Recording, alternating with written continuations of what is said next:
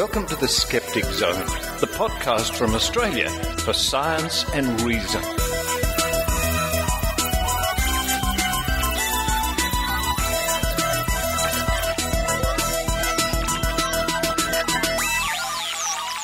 Hello and welcome to the Skeptic Zone, episode number 185 on the 14th of July. I am coming to you in the hallway, the expansive hallway here at the South Point Casino, just outside the amazing meeting.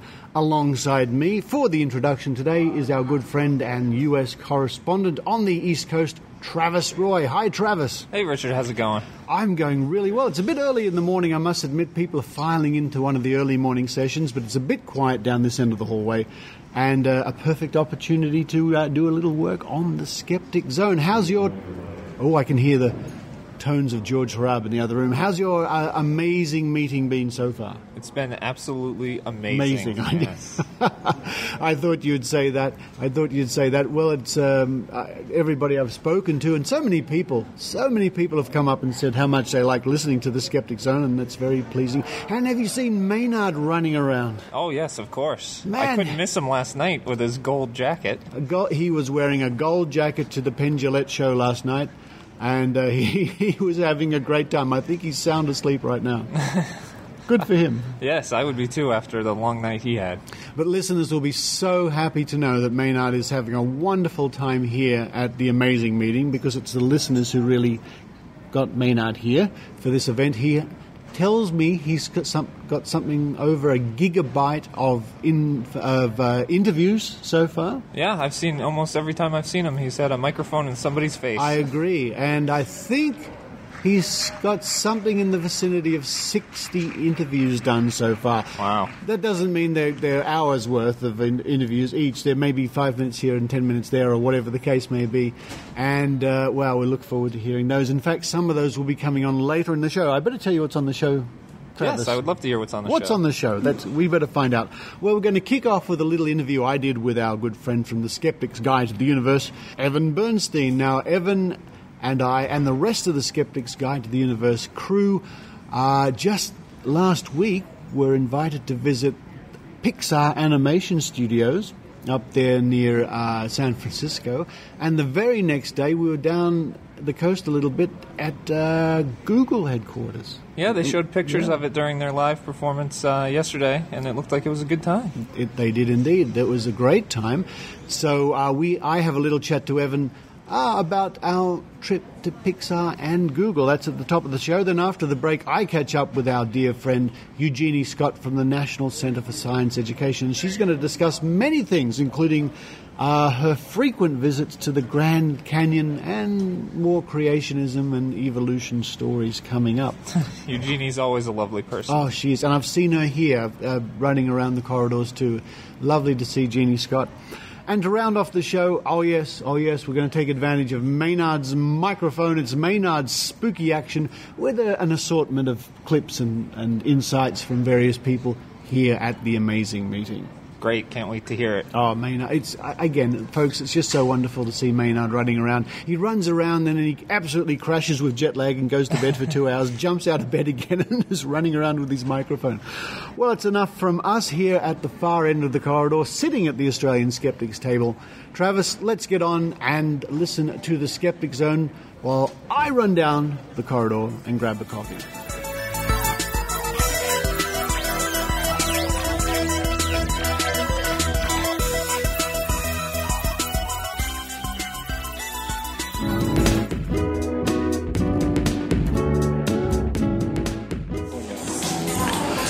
Well, with that glorious melody of Michael Jackson in the background. Nah.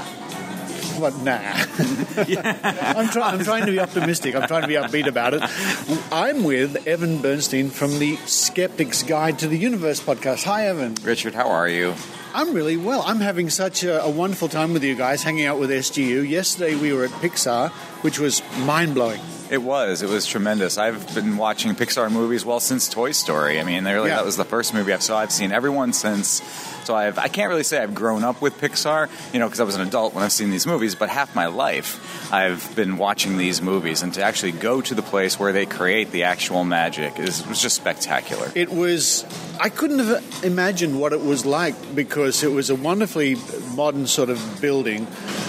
And then we were taken sort of behind the scenes where people have their little office, and it was like a theme park. Every little office was like a different theme park, but that's to make the workers more comfortable. It was incredible. The culture there is pretty incredible, how they really enhance the creative aspects of what they're doing, and they really let their people relax as much as they can while they're getting some pretty, tough work done. I mean, let's face it, they're doing some pretty strenuous work at times, especially when they're looking to meet their deadlines for these movies coming out, and there are crunch times there. But at the same time, they know how to relax in the middle of it all and take some of that stress away. It's an extremely, extremely, let's just say I'm jealous of those who work there, and I wish I could work in an environment like that. I wish I had the skills to work in an environment like that, but I guess the whole place is tailored to get people to be creative and have that fire in their belly and be passionate about what they're creating, and then that translates onto the screen. When you put love and dedication into a movie, it pays off, I guess. It definitely pays off. You can tell. I mean, their product is really tremendous quality.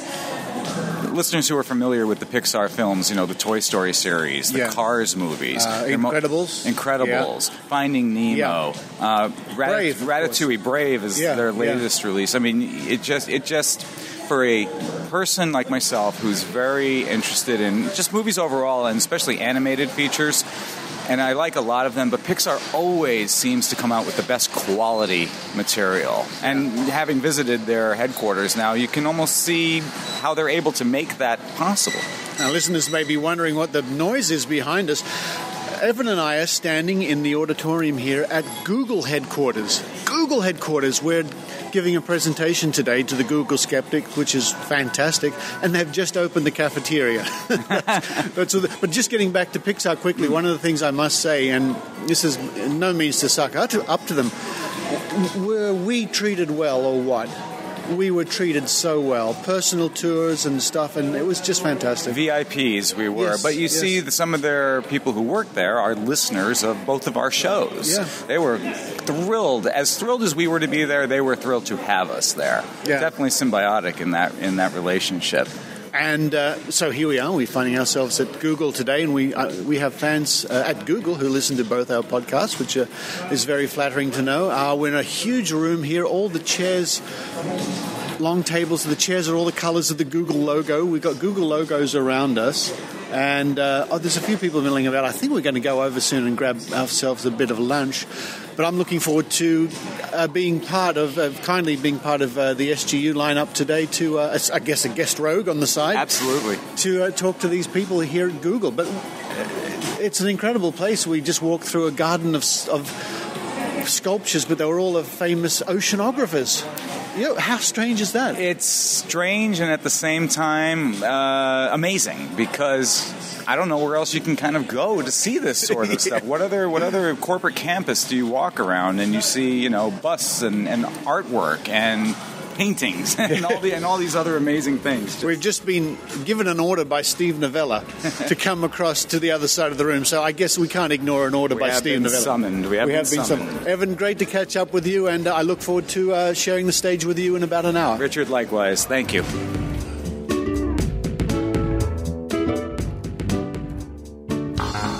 Hey guys, this is Jay from the Skeptics Guide to the Universe, and whoa, hold on, whoa!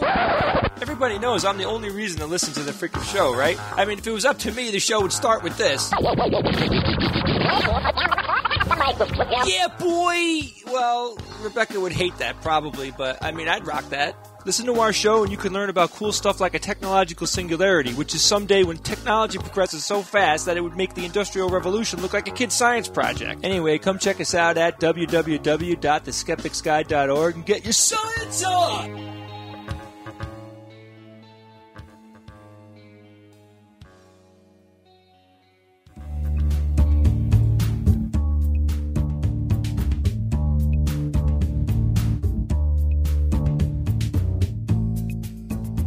Okay, so where were we? Cheers, Jeannie good Scott. California, good Berkeley coffee. Good Berkeley coffee. I'm in Berkeley, of course. No, I'm not. Technically, you're in Oakland. Technically, I'm in Oakland, aren't I? That's right. That's what the map says. That is where we are. And I'm with my dear old friend, my dear friend who I've known for a while. My longtime friend. That's the way to do it. You say, my longtime friend. My longtime friend, Eugenie Scott. Hello, Jeannie. So it's just always so wonderful to meet up with you. It really is. And to be here in the National Center for Science Education, drinking our coffee. Well, it's great to have you come by. It's been a real treat. And I'm looking forward especially to tonight because you and I are both going to the amazing meeting, and we're both leaving tomorrow on different flights as it happens. But tonight, after I chat to you, we're going to, is it a restaurant or is it a... It's a non-profit, it's a restaurant, but it's a meeting space as well. A place called Cafe Valparaiso. It's run by some Chileans. And I will be buying you dinner since you are kind enough to speak for the Bay Area Skeptics. I am giving a talk. And you will be eating Chilean food tonight. I can't wait. It'll be fun. Great. And you are going to be speaking for the Bay Area Skeptics. Usual second Wednesday of the month meeting, and we are delighted to have you. And I'll be speaking about my adventures with the power balance, which is a very interesting topic, and giving a few demonstrations. So I'm particularly looking forward to that. But what a treat it is. In fact, I remember one of the first talks, if not the first talk I ever gave in the United States was for you. Was that really? Yeah, and so you were honored. there, and Phil Plate was there. It was for the Bay Area Skeptics, Yeah. and it was a little library in Berkeley. Yes, And in 2000 and blah, blah, blah. We was 2000 and whenever. Whenever it was. Yeah, we have met in a variety of places over the years, and this little space here seems to be working out pretty well for us. That's fantastic. Well, looking and the people forward are to just that. as nice as can be, so we like meeting there. So, and it's close to public transportation, which is very important. So that's good too. Now, we just before we were recording, we were having a chat because just after the amazing meeting, which we're both heading off to very soon, just after that, you're heading off to one of your favorite places in the world. Indeed. The Grand Canyon. TAM ends on Sunday, and on Monday I take off my presentation clothes and put on my grubby old shorts and T-shirts. Now, your adventure clothes, right? Pick up my tent and head off to Grand Canyon. Wow. And you've been there 11 times, did you say? This will be my 11th time. Wow. If I'm counting correctly. And I bet every time you go, without exception, there are new things. Absolutely. Absolutely. This is a rafting trip down Grand Canyon. We start at essentially the top of Grand Canyon at a little place called Lee's Ferry. And we ride through all of the strata, basically, from the top of the canyon down to the schists and granites of the Precambrian rocks. And then we come out of the canyon. And actually, of course, the river itself is in the same place. It's just the Colorado Plateau has been uplifted. So the feeling is you're going down, but actually you are in the same place because you're in water, right? And the ground went up. So it's just sort of an optical illusion there. But geologically, it is truly one of the most magnificent places on the planet. And so it's a lovely place from a scientific standpoint, and there's wonderful natural history there. I was just looking through my diary from last year, and I noted, this is probably going to scare people away, but there's a very rare pink rattlesnake that lives practically no place other than the Grand Canyon. I mean, it's a very rare kind of creature. And we saw one last year. It was very exciting. Really? So, of course, it wasn't in one of our campsites, but it's just a very it really is creature. a pink Yes, color. it's not an albino, but it's this kind of light pink, sort of rosy tan, if you will. But it's a very interesting... So there's interesting creatures there. It's an interesting ecology because the area right around the river is quite dry and, of course, very rocky. But if you go up side canyons, and we do that all the time, take hikes laterally, you get into a very different kind of ecosystem where you have different kinds of trees, and, of course, it's much better watered because... What makes it a side canyon is generally there's a little creek that runs permanently or intermittently through. Yeah. But it's a raft trip, and there's, like I say, great science, geology, various kinds of natural history. But because obviously this is an NCSE trip, right? Yeah. So we do a creation and evolution tour down Grand Canyon.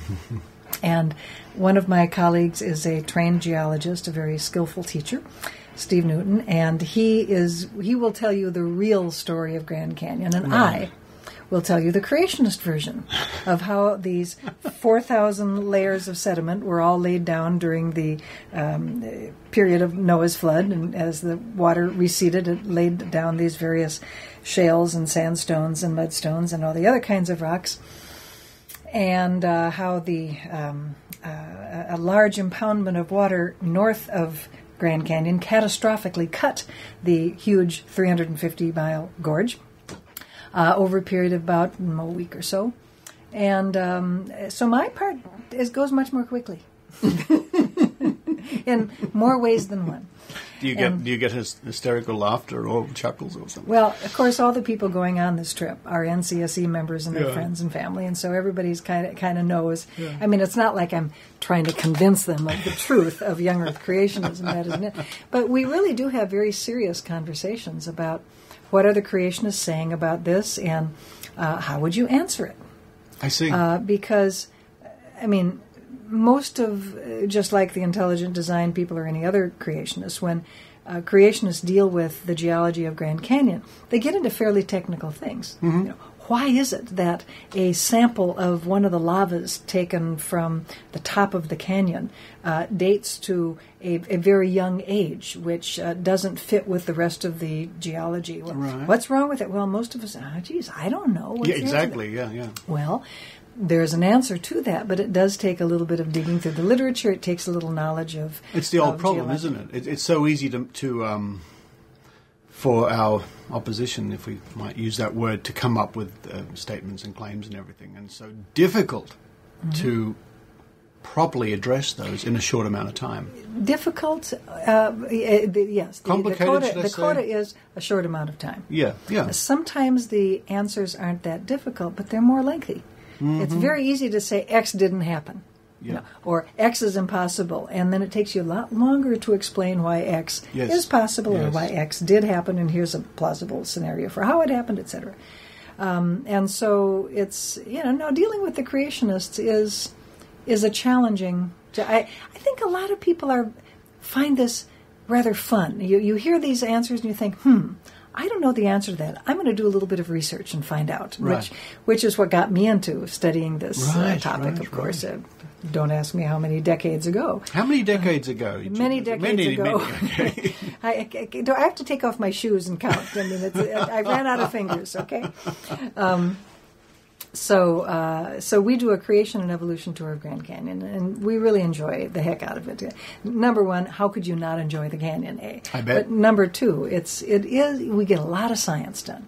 We really talk about science a lot, and people are interested in science. They're all a bunch of science fans. How many people accompany you on these trips? It's a total of 24. That's a nice number. Yeah. That's okay. That includes, it's 2 boats of 12 each. Mm-hmm. So it's not, grossly crowded. No. And there's plenty of room. We travel with I'll put in a little plug for our outfitter. We travel with a commercial outfit called Moki Mac, which is a family-owned outfitter that they've been on the river for decades, too. The father... They know what they're doing. Boy, do they ever. And they have delicious food, and they're very safety conscious. So you don't eat the snakes then? No, that little pink rattler. Yeah, it was safe. It was safe. As a matter of fact, our boatman made sure, that everybody come on over and look at it. It's an interesting bit of natural history, and now we leave it alone because this is its house. We go to the other side of the camp. We had stopped for lunch, and we had stopped for lunch at what is sometimes used as a camping site for smaller groups than ours.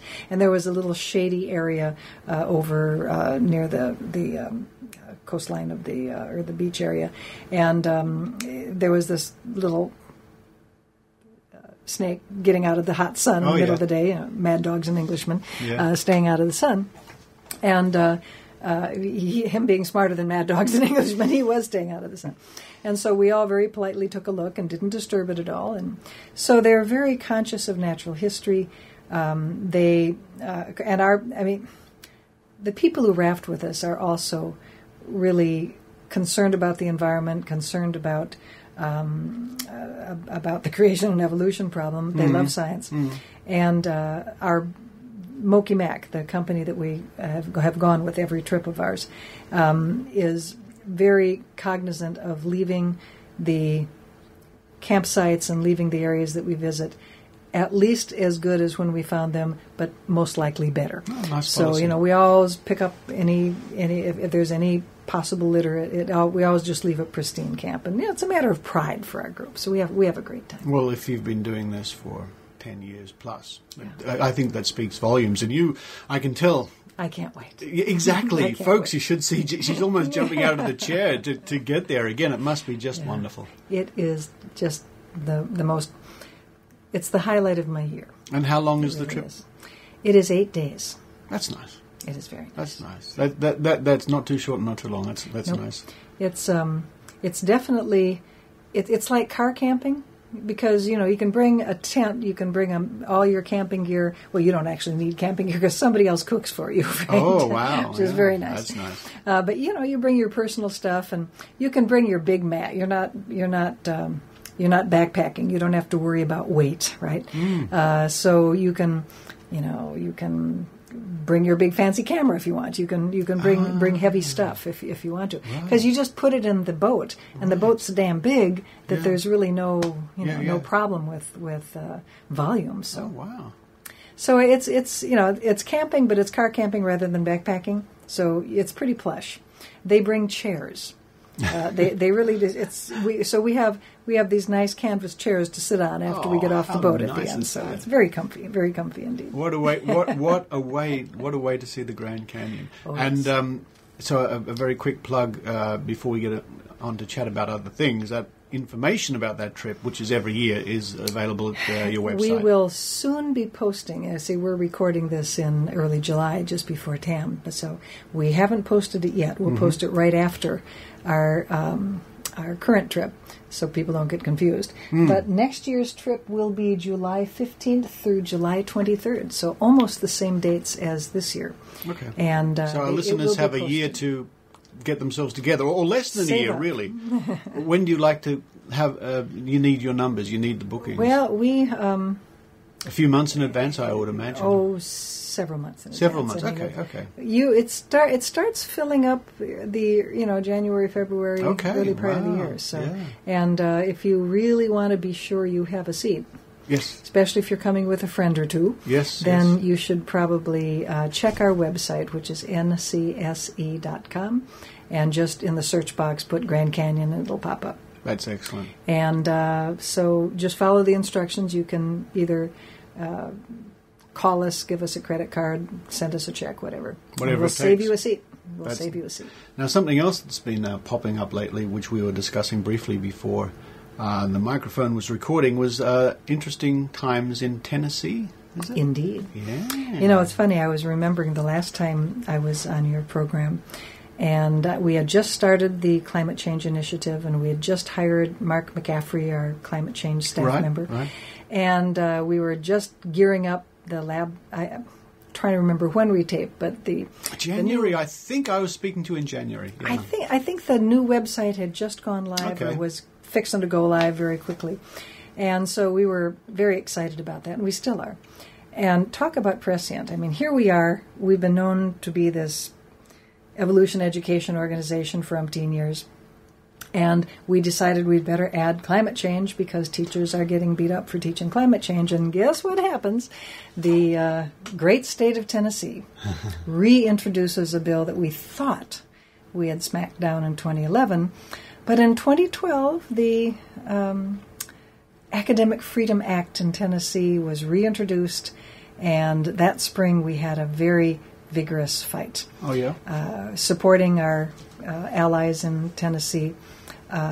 Teachers, science organizations, and now climate science organizations, environmentalist organizations. So we were able to join ranks with them as well. Right. Because this Tennessee bill combines or bundles, if you will, evolution and climate change as controversial issues. the teachers should single out from all other topics in the curriculum to teach the strengths and weaknesses of. Oh, they're going down that road, huh? Yep. Uh-huh. The wording of these laws is always very, very fascinating. It's lots of circumlocutions, shall we say, topics that arouse debate and disputation. Well, no. In science, look, evolution really doesn't arouse debate. I mean, it happened. Yeah. Living things have common ancestors. Yeah. The universe has had a history. Noah's flood did not carve Grand Canyon, really. And similarly with climate change, I mean, the scientific community is not debating whether the planet's getting warmer. It's getting warmer. We've got lots and lots of data. Yeah. And the science community isn't even seriously debating whether people have a lot to do with this warming. I mean, that's also a done deal as far as science is concerned. Yeah. Now, these may be controversial topics in the general public, but why would that dictate the curriculum? You know? I mean, that is letting politics determine what your kids learn. Well, that's the old story, isn't rather it? Than sure. than letting good scholarship determine Yes. what your kids learn. Yeah, and it's almost too easy to say. Well, look, it's just Tennessee, of course. You know, of course it would happen in Tennessee, but I bet it's not just Tennessee. You are correct. In fact, Not to just put thoughts towards our listeners in Tennessee, of course. Yeah, but there's this tendency to think, oh, the Bible Belt. Yes, that's Weird what I was things getting happened at. there, but That's what I was never- getting at. Yeah. Thing is, these academic freedom acts, I'm actually going to be talking about this at TAM. Oh, great. And so if any of your listeners are interested, they maybe by the time this airs, there may be some videotapes on. I guess they don't put them online. I'm hoping to air this interview at the weekend of TAM, in fact. But we'll see. Okay. We'll see. I'll try. Anyway, so there may be videos available of it, but there have been something like 40 of these Academic Freedom Act type bills. They're all quite similar. They all stress academic freedom for teachers to teach a full range of views and so forth and so on. And who can argue with the word freedom, right? Critical thinking. Was that? I'm for critical thinking, aren't you? I am, but now you've mentioned that, didn't I hear just lately something about the words critical thinking in Texas? Am I right? What you're hearing is a revelation that the Texas Republican Party state platform has a plank in it that's critical of critical thinking. But the way it's stated is very odd, and it's probably not quite as awful as we'd like to believe. In the sense that it's very frustrating what some of the political parties have done with science over the years, and that would certainly be a very good example. But I'm trying to remember exactly how it was worded. I think it did not bring glory to the Republican Party of Texas. If people just run a search for Republican Party Texas and critical, they'll probably find the reference I'm talking about. But that sort of brings up another point which only just occurred to me as you were speaking. How would you gauge the last 3.5 years of the change of administration in this country when we talk about science and science education? Has there been a difference? Have you noticed a difference? Because everyone used to say, oh, the Republicans had this big war on science, right? There's science and science education. In terms of the various agencies in the United States that deal with science, like energy and interior, and there's lots and lots and lots of federal government agencies that employ scientists and where scientific work is done. U.S. Geological Survey, fish and game type people, lots of stuff. They are much happier because there's much less pressure to come up with the right answer. Really? This was one of the major criticisms of the previous administration, that there was political pressure on the products that these scientists in the civil service were directed to produce, Environmental Protection Agency and just down the line. That is not happening under the current administration, which makes the civil service scientists feel much happier about their jobs. Okay. In terms of science education, that hasn't been much different because the federal government has hardly anything to do with curriculum. Right. One of the things that I always have to explain to people from outside the United States, and many of your listeners obviously are, is that we have an amazingly decentralized education system compared to other developed countries. Basically, we have the school district as the locus for decision making. Mm-hmm. It's the district that decides who can teach there, how much they're going to pay them, what their job duties are, et cetera, et cetera. The state can have some influence on how many hours a year a student has to be in class, but you can change that for how many. The local district can decide how many hours per day, et cetera, et cetera. I mean, there are health and safety kinds of regulations that the state can impose on the district. Right. But by and large, the state doesn't have very much control over curriculum. Now, ironically enough, it was under Republican administrations, Mr. Bush the second, the last 2 terms that he served, where that had started to change. And of course, it's ironic because the Republicans are very strong proponents of this decentralized local control of education. But it was really because of the advent of the No Child Left Behind education law of 2001 that required frequent testing of students at certain grade levels. Teachers referred to it as no child left untested. And if you're going to test kids at regular intervals, what are you going to test them on? Well, the state science education or the state history or the state math education standards then sort of evolved from being largely advisory to being more mandatory, sort of with a big thumb on the scale. The local district could choose not to teach the state standards, but their kids still had to be tested on the state standards. So it behooved them to have the kids study what they were going to be tested on. I see. Which means that the state standards became much more important locally. So the standards movement, which I fully support, started to get more traction, ironically enough, under the local control fans of the Bush administration. But it's because of the No Child Left Behind frequent testing phenomenon that took place, which is kind of amusing.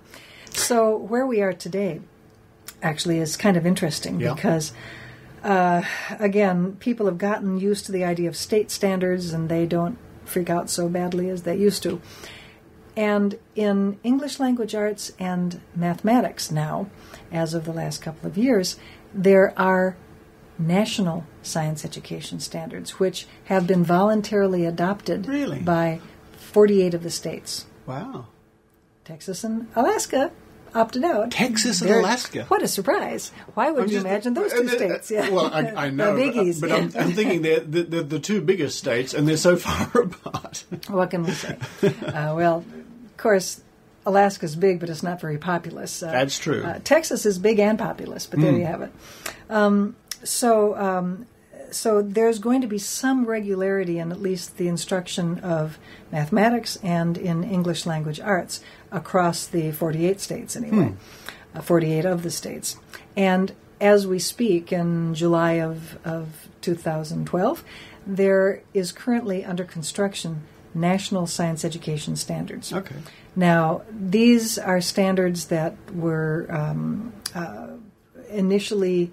The blueprint, shall we say, for these standards was developed by the National Academy of Sciences and the National Science Teachers Association. So they had blue ribbon panels kind of writing these are the parameters you need to consider. And then that framework was given to a nonprofit organization to actually put pen to paper and construct the actual standards for each grade and the content and so forth.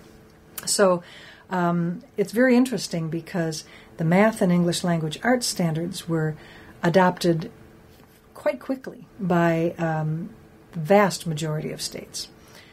The science education standards have only been signed on to, shall we say, and of course they haven't been finished yet, but There are only 27 states that have expressed an interest in helping to develop national science education standards, and then they would presumably adopt them once they are developed. And can we predict on the map where some of these states might be, or is it? Yes, not really, because it sort of varies. I mean, they are kind of all over the map. Okay. And I mean, I don't want to make too big a point of this because these are all multivariate problems, right? And so there's always more than one causative variable. But I mean, some states might be very interested in the standards, but just didn't have the money to sort of direct staff to spend time doing this rather than doing something else because, whatever. But I firmly believe that a lot of states are kind of hanging back on the science ed standards, even though they signed up on math and they signed up on English language. They're holding back on science standards because they want to see what they're going to do with evolution and with climate change. Because those are the touchy issues. And, of course, the framework that the National Academy came out with is very strong on evolution, and it's got climate change scattered throughout. I mean, both of these topics are treated in a very responsible manner. Now, I have seen the drafts of the first draft of the science education standards as they've come out of this nonprofit organization that's constructing them. It's not a secret. I mean, they have been made available for public commentary. And Mark McCaffrey is much happier with the treatment of climate change than I am with the treatment of evolution. Oh, really? Yeah, there's a number of things that they have to fix. But with climate change, for example, there are lots of references to global warming. There's lots of references to principles and concepts of climate change, and this is in middle school, it's in high school, it's in earth science, it's in ecology and biology. So, it's nicely distributed throughout. Is the argument coming up from the opponents of climate change that, it's just a theory? Are they using that line? They're not using that line, but they're using the basic concept that it's not valid science, or it's only just some scientists think, or that sort of thing they're saying. And what's rather upsetting about the anti-global warming, the climate change denialists, if you will, is the ad hominem attacks against scientists. Well, it's nothing new, is it? Well, but it's particularly vicious. I agree. I mean, I know there's people who have been very strongly motivated and passions run high in many issues, but on this issue, it's why I normally don't bring it up on the Skeptic Zone, not very much, as my listeners know, because the venom and the frothing of the mouth of some people, it's incredible. I don't understand it. I don't get that kind of passion for something like this. When I was talking about the ad hominem remarks, I was thinking specifically of the claims that, those climate scientists who are promoting the hoax of global warming, they're just doing it to keep the research bucks rolling in. That's where they get their money. They have to do this to get their money. And they know it's not true, but they're doing it anyway. So go this guy. And of course, the same thing was said about evolution, which was even more hilarious, of course, because if you really want to go into big bucks, become a paleontologist, right? This is your key to wealth and fortune. That's a good point. Not bloody likely. Ain't going to happen. That's right. But, so, we'd be on the floor whenever we'd hear that with evolution. Yeah. Now, granted, there is more federal research money that goes into climate prediction, climate modeling, because it's really important. If you're going to grow crops in the Midwest, right, you need to know what weather patterns are likely to be happening in the next 5 years, because that may have a very strong influence on what kinds of crops you might advise farmers to grow. Indeed. I mean, we need to know whether this is happening. There's some very important things. The military needs to know about climate change. And because if indeed the predictions are even only half as dire as the mainstream predictions are promoting. That means that there's going to be massive population movements over the next 10 years. Yeah. And that means there will be refugees going into other countries. There's going to be a lot of disruption in many parts of the world. And how is this going to affect the security of the United States?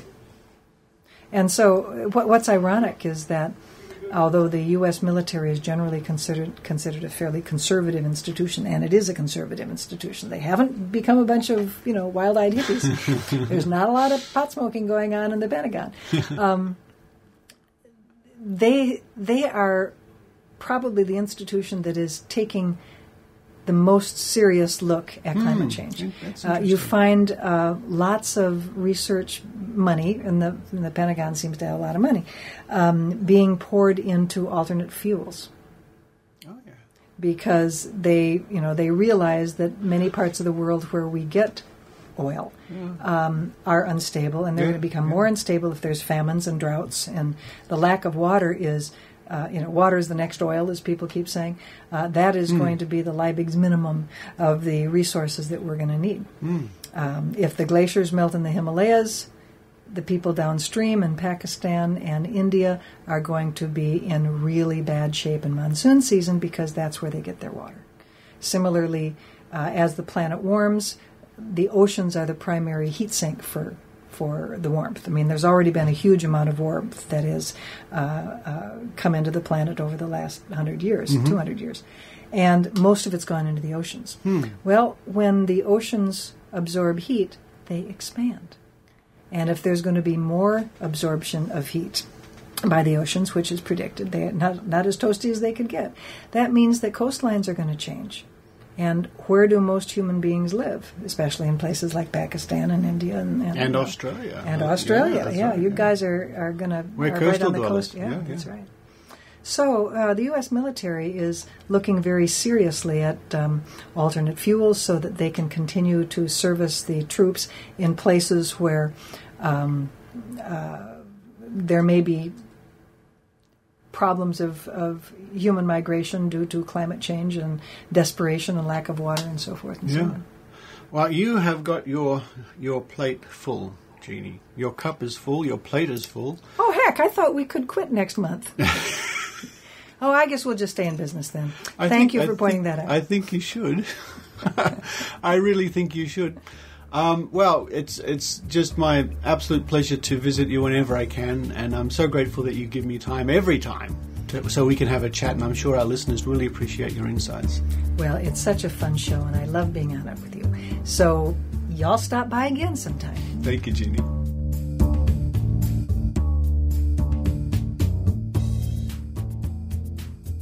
Hey, Kenny. Oh, hi, Tom. Nice day at this park, yeah? Yes, great weather. Oh, look, a unicorn. Unicorn? There are no such things as unicorns, silly. Yes, there is. No, there isn't. Hey, guys, what are you arguing about?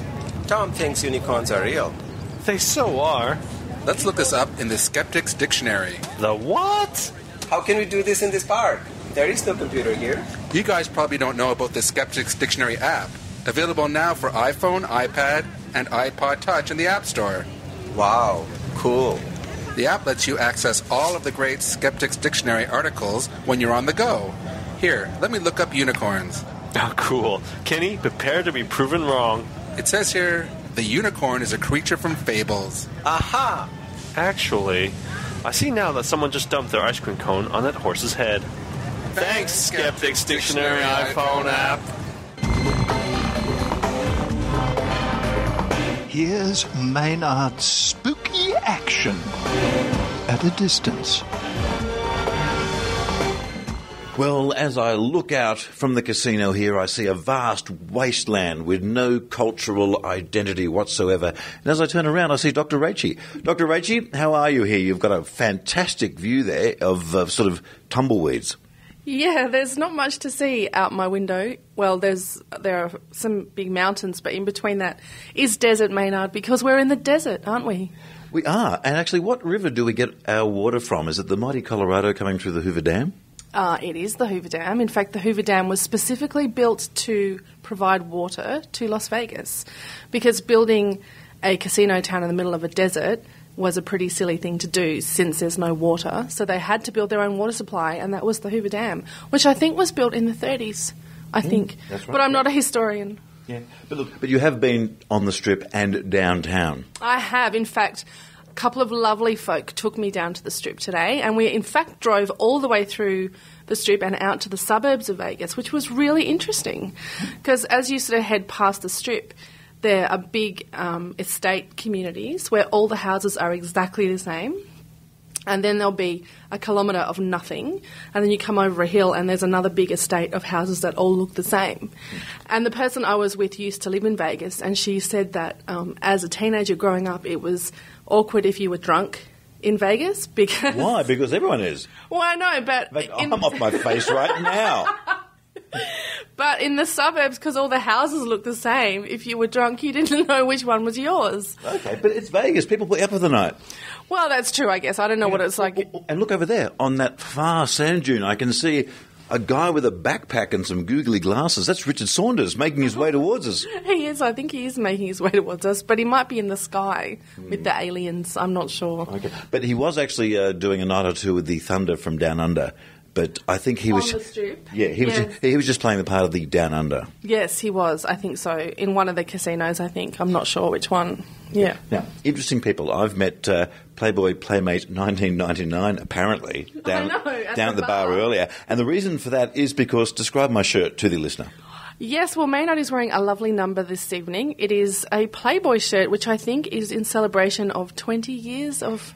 I think Playboy. It might even be 50 years or something, because there's some 60s there and that. And she was a bit disappointed because she was 1999. This only goes to 1995. And yes, what you're actually wearing is all the front covers in a little pattern all over your shirt with all the lovely ladies going back 50 years.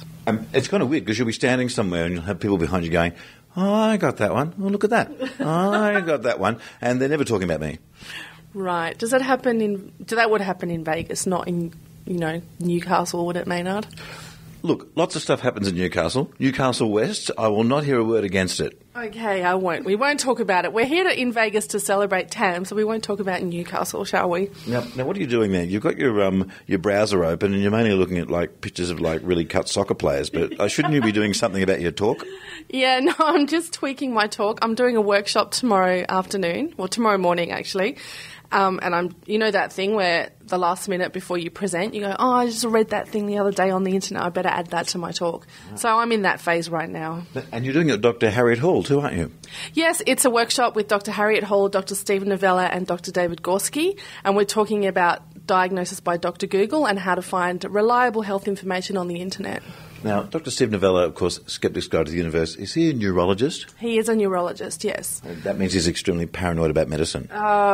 Yes, that you could interpret it that way. Or he could do stuff to do with the brain and the central nervous system. See, because when he was in Australia, I tried to get him to find out if neurologists look down on thoracic surgeons who look down on dermatologists, what the pecking order is. You reckon that's true or not? I don't know. Did you get him to answer that question, Maynard? No, he wouldn't answer it, but he did talk about quantum entanglement. He did he? Well... And the great thing is, I've actually got an interview with a Las Vegas cab driver talking about quantum entanglement after I'd been to the Penn and Teller show and after I'd had quite a few drinks. So I could not remember I could remember spooky action at a distance, which is what Einstein called it, but I could not remember quantum entanglement. And could anyone remember that after 5 or 6 drinks? No, probably not. I mean, these days all you have to say is Higgs boson and that's it. You know everything about physics, right? Now, does it actually in the shape of a cross? I've seen a bit of stuff on Twitter from Christians saying that the Higgs boson particle is in the shape of a cross. No, I don't think so. Nobody knows that. It's a bip in a spectrum of noise. It doesn't have a shape. I don't think that's true. Well, the thing I'm hoping to, and again I'm looking out the window because I don't like standing in Dr. Rachie, basically. I really like the fact that we may be living in a universe. There's a projection of a hologram from outside our universe based on some black hole studies. Huh? Do you expect me to address that comment? Yeah. Well, yeah. Look, and I'm going with it. But one thing, there's been 3 or 4 chemtrails over Las Vegas already, or as they're now known, persistent jet contrails. Right, yes. And you took photographic evidence of those, didn't you, Maynard? So they actually happened. I've seen the evidence. They were there. Mm. Now, of course, the big names here this week will be Dunning. Dunning, yes. Harab. Where is Dunning? Dunning should be coming. Harab is emceeing, so he'll be here definitely. Well, Brian Dunning actually drove our cab over, so as soon as his shift knocks off, he'll be here. Oh, yeah. He's like that. He's got about 5 jobs. Now, one last question, because you've got like really heavy work to do there looking at these soccer players you've got there. How would you describe this for people who haven't been here? What's it like? I mean, I've just got here and I haven't bumped into too many people that have gone, hey, Maynard. I've mainly bumped into 1999 Playboy bunnies at the bar. This is the thing with you, Maynard. You have some sort of, I don't know, force around you that manages to attract 1995 Playboy bunnies to the bar. Yeah. Never any newer than that, never 60s ones, just 1995 for some reason. Yeah. To explain what this is like, it's obviously Vegas is the Strip that everyone's familiar with from seeing it in movies and then on the television. But what many people may not know is that there are other casinos scattered around, kind of like, I don't know, you wouldn't call them second rate, but they're cheaper and they're a bit further out of the city. And some of them are a little bit tattered and falling down and old. The South Point is this huge building in the middle of suburbia surrounded by empty fields with a few houses, and it's covered in a gold sort of sheer, so it glitters. So from a distance you see this glittering mass in front of you. It's very, very cheesy and... Yeah. Look, it's very Vegas. I'm about to go down to the bowels of this building and talk to DJ Grothy. Now, is he like dubstep, acid house? What sort of DJ is he? I think he's like from the Manchester period, so he's a bit sort of ecstasy. Wow. You know that. So he's going to be he's going to be wearing flares and playing some Stone Roses. I think so. Yeah. Yeah. Cool. You're into that, Maynard. That's your era. Okay. Well, I'm going to go down and make a complete fool of myself to someone fairly high up in the JREF. Yeah, he's just the president. Don't worry. I'm sure he won't mind. Hello. And of course, Richard is here as well. And let me tell you, it's been a busy weekend here at TAM, and we're only just getting this sort of episode out, aren't you, really? Because you're too busy doing that super backroom networking that you skeptics get up to, whatever that is. Black Ops or something, I guess. Well, if I told you, I'd have to kill you, the old expression. No. Yeah, well, always busy at TAM. But at the moment, we're having a great time because Dr. Rachie and I are here at the Australian Skeptics table, helping to promote the convention and helping to promote the Skeptic magazine. And look, the listeners will be glad to know that already we're only about halfway through, and I've recorded over 60 interviews already. In fact, 1.3 gig of information I've recorded already. It's only day one, Maynard. I know, but you know, I've been... It was a bit yesterday, but yeah, well, that's a lot of information for the listeners to download, isn't it?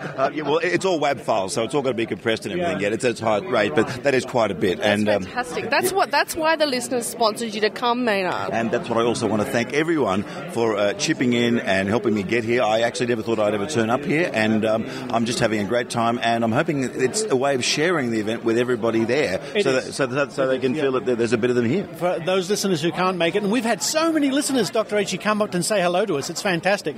But for the listeners who can't make it, Maynard, your reports will make them feel like they were here. Yeah. And look, even if we can't get into a regular zone, you might do like a special one or something like that at some point in the near future. Absolutely. And so, Maynard, tell me about your impressions of Vegas then, because you stayed on the Strip for a couple of nights, didn't you? I was at the Exploding Mirage, and I have been to Vegas a few times before, and there was one night there where a friend of mine was out gambling till all hours of the morning, and I kept getting an hourly report, kept coming up to the room and going, oh, things are going well, things are not going well, I'm up, I'm down, all that sort of stuff. Well, that's the way you're supposed to do it in Vegas, right? Oh, yeah, and I've got so much tack to take home. So much tack. Yeah. In fact, I'm going to be looking into some of the techniques of wildlife smuggling, because I might need to get some things into Australia that need to be secreted. Oh, I see. That was a very interesting interview you did a couple of weeks ago about wildlife, Maynard. That was very good. Yeah. And look, I won't have any drugs or wildlife, but I'll have a lot of really tacky stuff that I just would not want to be caught going through customs with. So what about the alien vodka that you tweeted a picture of last night? Where's that going to go? Well, the empty bottle is on display in my room. So can listeners come up and view it in your room, pay $1 and view it or something? Look, I believe anyone that's familiar with the UFO phenomena, I think I experienced missing time last night. Oh, I see. And then when you woke up, you found the alien vodka bottle was empty? That's correct. Oh, that's a common phenomenon, Maynard. Bugger, I thought it was something new. But actually, Maynard, you are near Area 51, so that may have had something to do with it. This is so cool. I'm thinking about that every day. Yeah, be careful. You might get abducted. I can only hope. And of course, I'm here right now at the Skeptic Zone table where Dr Rachie is checking her emails. How's it going there? Yeah, pretty good, Maynard. Any cease-or desists come in this morning? Any what? Cease-or desists, legal emails. Oh, cease or desist? Yeah. No, not yet. Okay, well, I've been told to cease and desist this shirt.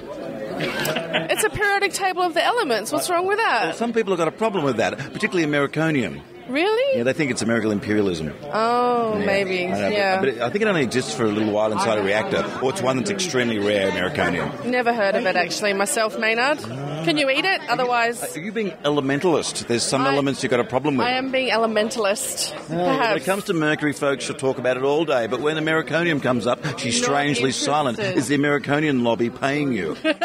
I am from Big Mercury. You're from Big Mercury? Big Mercury, yeah. And actually, I'm still actually continuing my Spanx experiment. You remember about that? Yes, how's that going? I'll show you. Woohoo! I'm wearing my Spanx now. I've discovered one thing. Did Maynard show you his underwear? His Spanx, yes. He bought some Spanx on the strip the other day. That's right. It's reduced my waist by about an inch, but I keep getting really bad indigestion when I eat because the pressure's pushing up on my esophagus. Oh, yeah. So can you just sort of unzip it when you eat, Maynard? You just got to pull a little bit out around about your breastbone there and do that, and you're fine. Right. So you've got to pull it out with one hand and eat with the other. That's right. Okay, then. Doesn't sound very practical to me. Now, how exciting is TAM this year for you? You've been to a couple now? Yeah, this is my third TAM, actually. Yeah, it's fantastic. I mean, it's always great. Is there a sort of vibe or a tone to it this year that we haven't had before, or it's different, or a different speaker that's causing something? Yeah, there is, but I can't talk about it. Okay, well, fair enough then. Well, that's okay, because we're not talking about you either. No, I think people have probably heard about the tone of this year's TAM, so we don't need to discuss it any further. Good to see you. And I like most things. Look, now, we're currently at the Australian Skeptics table where a local, otherwise known as an American, you may have seen them on television or in books perhaps, is about to try a Musk Stick for the first time. You've never had one of them before? I've never had a Musk Stick before. Okay, well, give it a go. But sniffing it. Smells good. I'll try anything once.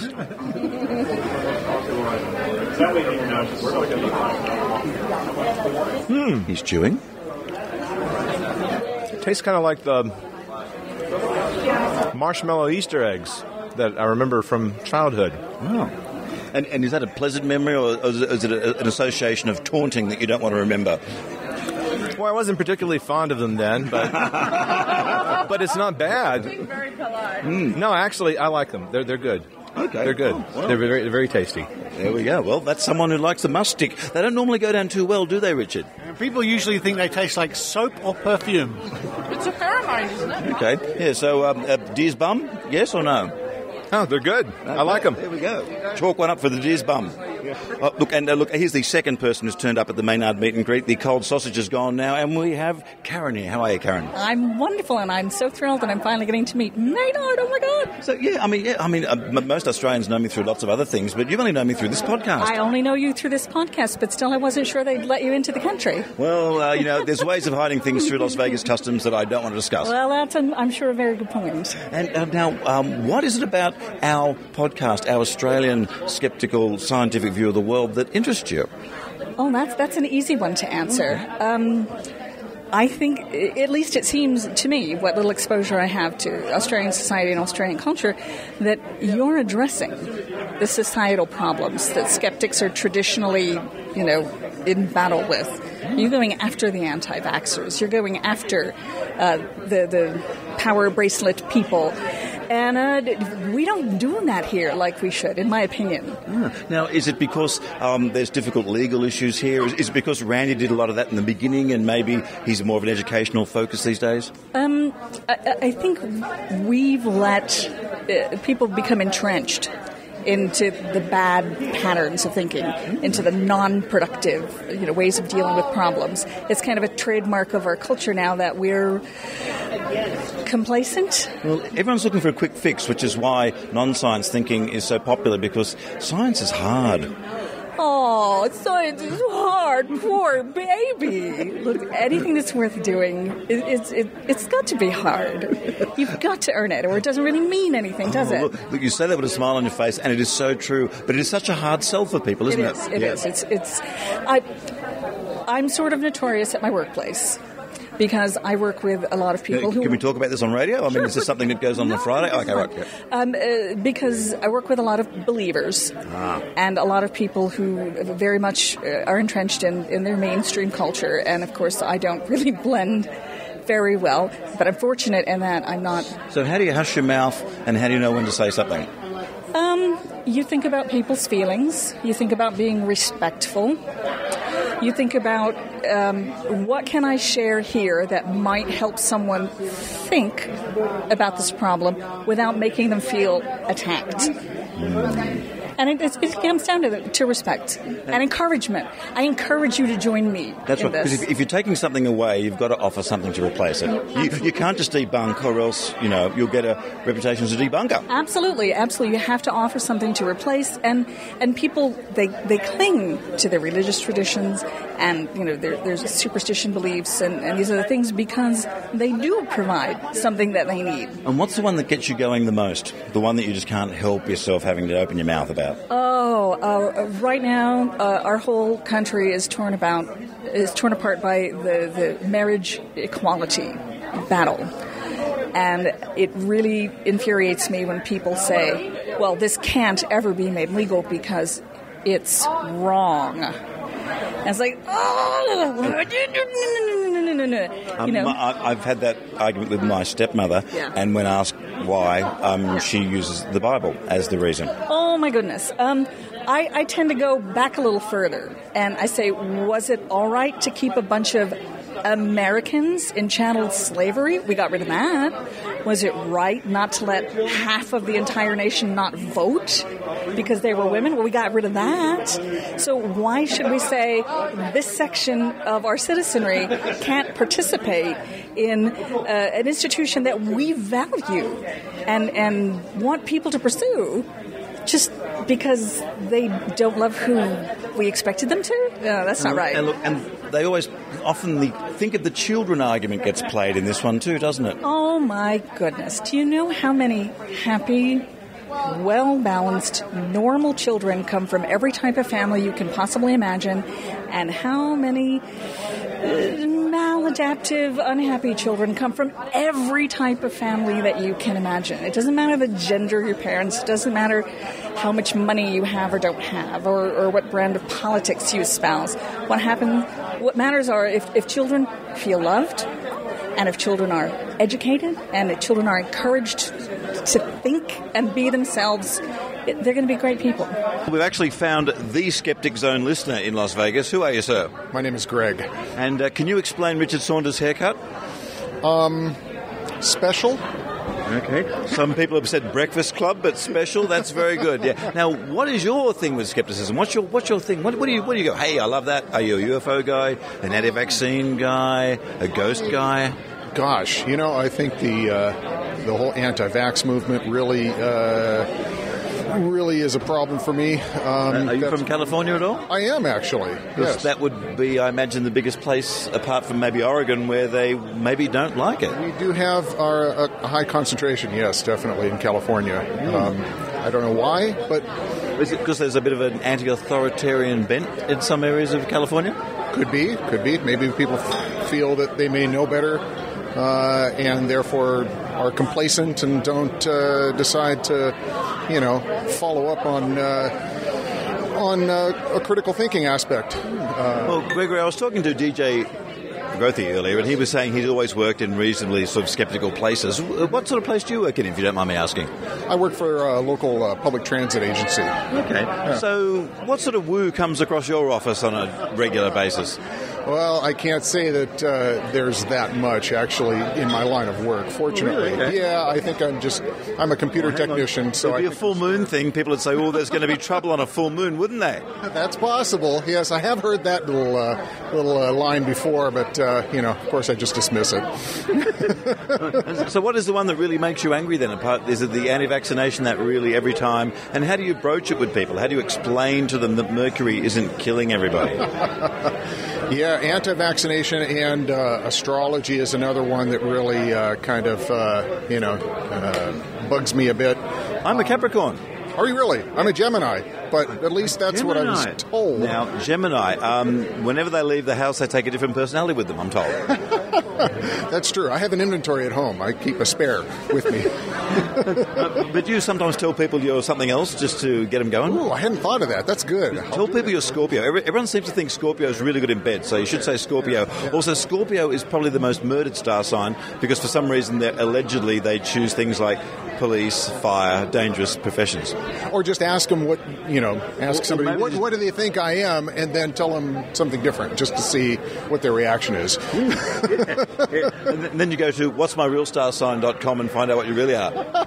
Right, because, you got to think about precession of the zodiac signs over the millennia, And of course, I've been pushing a fairly radical agenda here. Yes. I'm pushing the fact that Adam West was, in fact, the true and correct Batman. Do you believe in me or not? Or are you a Keaton guy or a...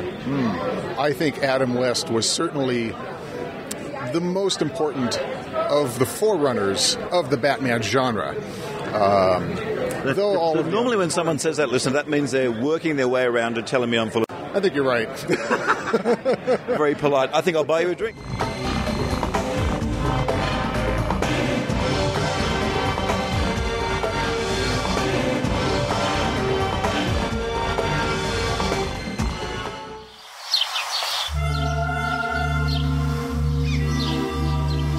Scopes Monkey Choir. Scopes Monkey Choir. Wait, are we a choir? No, we're not a choir, but we are musicians. We're not monkeys either. Oh, we are primates. So what is Scopes Monkey Choir? It's a podcast. Oh yeah, it's a podcast. It's the podcast where music and sound meet science and skepticism. We are two professional musicians who decided to turn our skeptical eyes on our own profession. We look at the science of music. We look at studies, recent studies about music and sound. We look skeptically at musical myths. We look at... and we dork out about music. Listen to us at scopesmonkeychoir.com or find us on iTunes. Scopes Monkey Choir. The podcast where music and sound meet science and skepticism.